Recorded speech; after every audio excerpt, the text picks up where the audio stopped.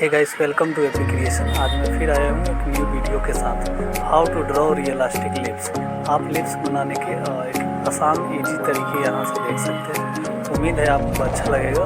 Video please पूरा देखिए। अच्छा लगे वीडियो लाइक एंड शेयर कीजिए और चैनल सब्सक्राइब कीजिए। धन्यवाद।